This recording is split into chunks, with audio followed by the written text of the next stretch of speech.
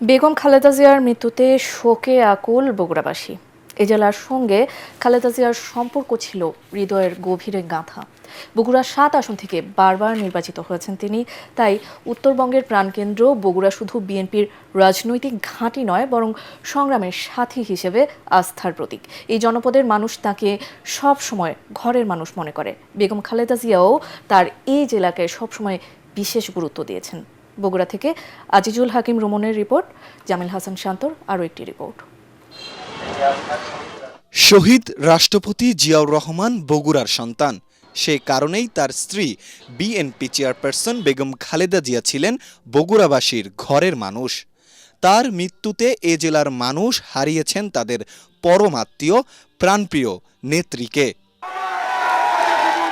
এরশাদ বিরোধী আন্দোলন থেকে শুরু করে গণতন্ত্র পুনরুদ্ধারের প্রতিটি সংগ্রামে বগুড়া ছিল বেগম খালেদা জিয়ার শক্ত ঘাঁটি। ওনার চিন্তা ছিল সবসময় শুধু মানুষ, মানুষ আর মানুষ আর দেশ। আমার করে বাংলা মাটি ছাড়া যায়নি, এখানে আমার জন্মভূমি, এখানে মরবো, এখানে বাঁচবো, আমি আমার দেশ ছাড়া যাব না। বিএনপির প্রতি এ সমর্থনের প্রতিদানও পেয়েছে বগুড়াবাসী। প্রধানমন্ত্রী হিসেবে দায়িত্ব পালনকালে বেগম খালেদা জিয়া সারা দেশের মতো বগুড়ার উন্নয়নেও বিশেষ নজর দিয়েছেন। আমাদের মাঝে নেই, কিন্তু উনি যদি থাকতেন ইনশাল্লাহ আগামীতে আরও হয়তো আমরা উন্নয়ন পেতাম। তার কাছে বগুড়াবাসী অত্যন্ত ঋণী হয়ে আছে, এ ঋণ শোধবার নয়। তার চলে যাওয়া শুধু একটি রাজনৈতিক অধ্যায়ের সমাপ্তি নয়, এটি এক বিশাল শূন্যতা বলে জানালেন দলের চেয়ারপারসনের উপদেষ্টা।